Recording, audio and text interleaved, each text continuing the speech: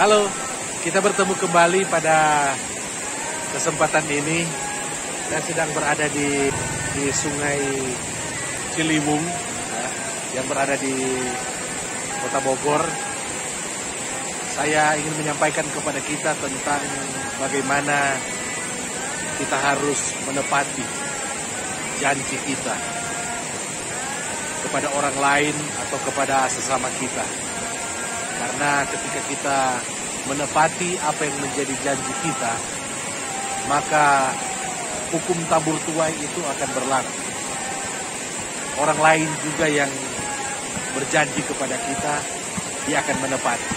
Dan yang paling utama, ketika kita menepati janji kita kepada orang lain, karena itu merupakan perintah Allah juga bagi kita, maka Allah akan menepati setiap janji-janjinya dalam kehidupan saya dan saudara. Saya teringat akan satu peristiwa, bagaimana ketika Daud dan Yonatan, mereka mengikat satu perjanjian. Dan Daud berjanji akan mengingat keturunan daripada Yonatan.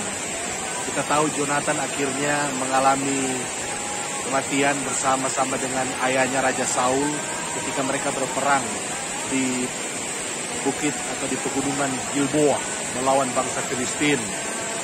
Dan singkat cerita, setelah bertahun-tahun lewat dan Daud telah menjadi seorang raja di Israel, maka dia memberikan satu perintah kepada pengawal-pengawalnya untuk mencari keturunan daripada Yonatan. Kisah ini terdapat di dalam 2 Samuel pasal yang ke-9, ayat yang pertama dan seterusnya.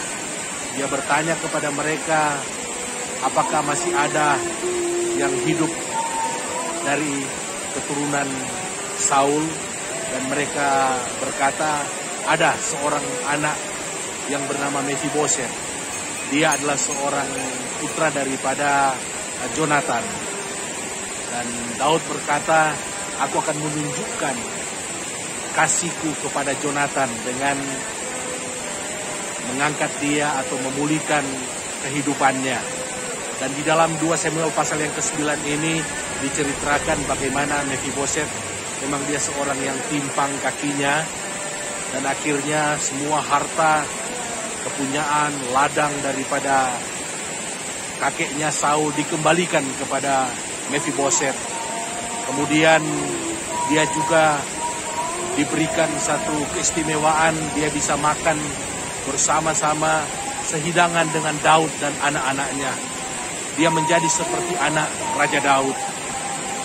Dan ini satu kisah yang luar biasa, yang kiranya kita juga bisa meneladaninya.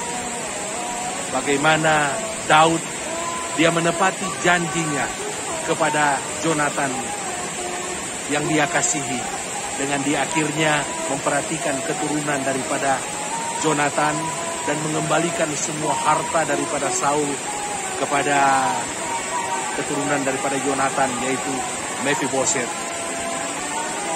Sehingga Daud akhirnya dia menjadi pribadi yang sangat diberkati oleh Tuhan. Dia berhasil di dalam kepemimpinannya selama 40 tahun dia memimpin Israel. Dia mengalami kemenangan demi kemenangan, dan dia menjadi berkat bagi banyak orang. Dia menjadi pribadi yang dicintai oleh Tuhan karena hidupnya itu berkenan kepada Tuhan. Demikian juga dengan kita.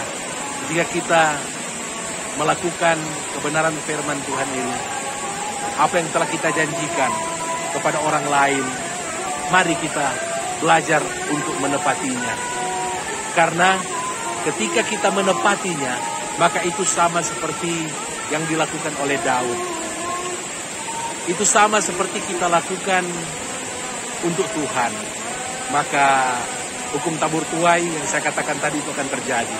Orang yang berjanji kepada kita, dia akan menepatinya, dan Allah akan menepati setiap janji-janjinya dalam kehidupan saya dan saudara. Kiranya Tuhan memberkati kita semua yang mendengarkan kebenaran ini. Sampai ketemu kembali.